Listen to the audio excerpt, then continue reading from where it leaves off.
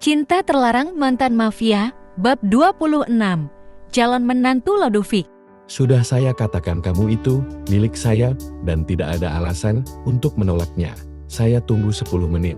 Jika tidak saya yang akan menggantikan bajumu, jawabnya Acil. Lalu duduk di sofa yang masih berantakan dengan beberapa cemilan di sana. Dengan santainya ia mengambil satu kotak berukuran sedang susu strawberry itu. Tak lama ponselnya berdering. "Ya Ma," jawab email Erik. Kamu udah sampai di tempat Elay? Bagaimana?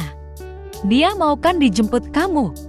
Suara cempreng Zahra terdengar jelas di telinga Elay. Sudah Man, dia sedang berganti pakaian, menyiapkan penampilan terbaiknya di depan calon mertua katanya. Jawab Erik menatap kepada El, yang tengah melotot horor si empunya. Justru mengedipkan mata genitnya. Dengan langkah beratnya El masuk ke dalam kamar untuk mengganti pakaiannya. Dengan yang lebih sopan El pasrah. Telah ingin membuat hati Zahra kecewa.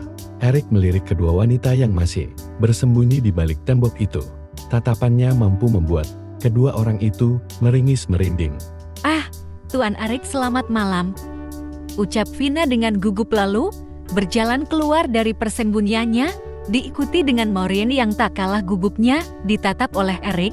Ia hanya diam menatap datar kedua sahabat Allah dengan mengangkat sebelah alisnya. Vina meringis kikuk. Gue sama Maureen udah mau balik kok. Ya kan Ren? Ucapnya gugup mengambil tas dan ponselnya yang masih tergeletak di atas meja. Sumpah gue nggak bisa napas lihat tatapan tajam Erik, tahu gak Ryan? Dengan perasaan lega keduanya keluar dari unit apartemen LA. Sejak kapan mereka dekat? Jangan bilang lo tahu sesuatu. Menoleh kepada Maureen dengan mata memicing. Maureen mengedikan bahunya acuh. Bahkan gue lihat mereka ciuman. What?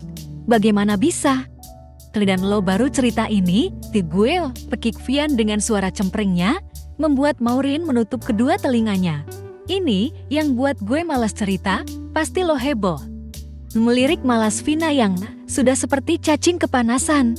Meninggalkan kedua sahabat El, kini Erik masih menunggu dengan cemas. Kenapa El tak kunjung keluar dari kamarnya? Jangan-jangan dia kabur. Tapi nggak mungkin, ini kan lantai paling atas. Erik menggelengkan kepalanya, mengenyahkan pikiran buruknya. Sementara, kamar di empunya tengah, mengacak-ngacak seluruh lemarinya. Terhitung ini lemari ketiga, tapi tak menemukan satupun yang cocok menurutnya. "Cika, kenapa gue nggak ada baju sih? Ini nggak cocok. Ini norak banget." Gerutunya kesal, lagi-lagi melempar baju yang diambilnya. Menghembuskan nafas kasarnya sejenak ia tersadar. Ngapain coba gue begini? Biasanya juga tinggal pakai. Kenapa harus bingung coba?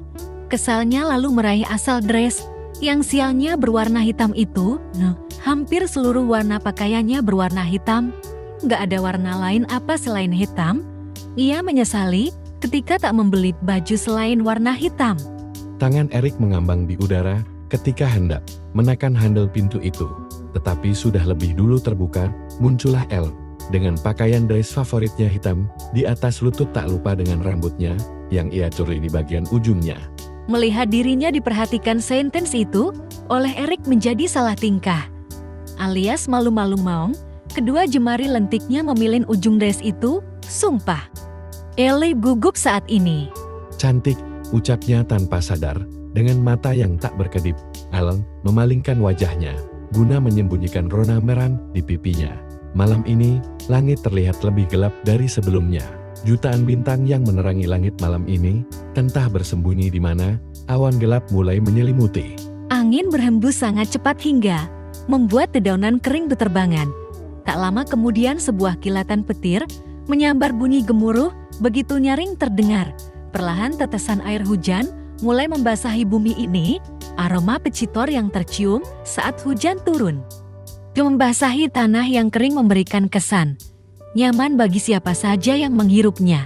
Rintikan itu berubah menjadi semakin deras, menimbulkan beberapa genangan air di setiap sudut jalanan, di mana para pejalan kaki memekik. Karena pakaiannya basah mereka berhamburan menuju emperan toko di bahu jalan untuk meneduh, termasuk beberapa pengendara motor yang tak membawa jas hujan. Namun tidak bagi mereka yang sedia payung, sebelum hujan tetap melanjutkan langkahnya. Kini jalanan yang semula semrawut kini berubah lenggang, di mana jalanan ini dominan dengan kendaraan roda 4. Hujan turun dengan lebatnya diiringi dengan kilatan petir yang menyambar. Tak sedikit orang memekik terkejut dengan hadirnya kilatan petir ini. Kondisi ini tak berpengaruh di dalam satu mobil mewah ini, di mana mobil itu melaju dengan kecepatan sedang sebab hujan turun derasnya sehingga jarak pandang sedikit terganggu. Sementara El di sini merasa gelisah, beberapa kali melirik di sampingnya, lalu berdecak kasar.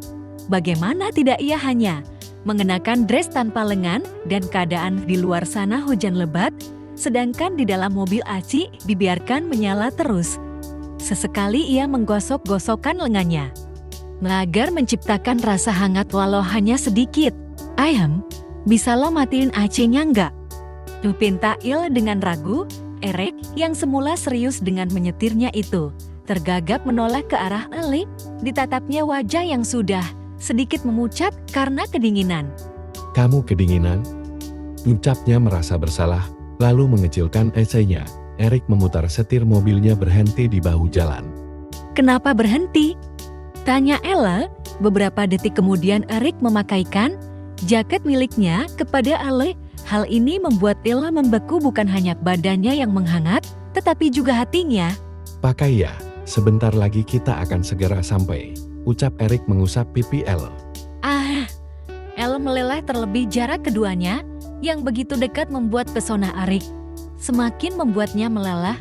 Kenapa manis banget sih Tuhan ciptaanmu? Pakiknya dalam hati. Beberapa menit kemudian mobil mewah itu memasuki gerbang yang menjulang tinggi. Elle ingat betul dirinya kesini mengantar Zahra tengah malam. Karena keadaan luar masih hujan lebat, Eric langsung memasukkan mobilnya ke dalam basemen mansionnya. Basemen yang cukup luas, terdapat 15 mobil mewah dengan harga yang cukup fantastis, terparkir berjejer dengan rapih. Di belakangnya terdapat beberapa motor sport. Entahlah, Elle tak pernah melihat Eric mengendarainya. Ella, teriak perempuan dari dalam dengan suara menggelegarnya. Wanita parubaya dengan penampilan kasual itu berjalan anggun. Namun sedikit berlari ini merentangkan kedua tangannya menyambut Ale yang baru saja masuk ke dalam mansionnya. "So beautiful girls." Pujinya menatap kagum Ale dari atas hingga bawah. "Cantik banget, fix. Jadi menantu mama, oke kan?" Ucapnya dengan penuh percaya diri, lalu menggandeng tangan Ella melupakan Eric yang berada di sebelahnya tadi. Cantik, pintar, suka menolong, punya bela diri yang kuat. Kayak lagi, bekekainya terus memuji Ella hingga si impunya salah tingkah, lalu mendelik secara bersamaan. "Lebih kayak keluarga tante kali," ucapnya merendah. "Tuh kan, kamu mau suka merendah?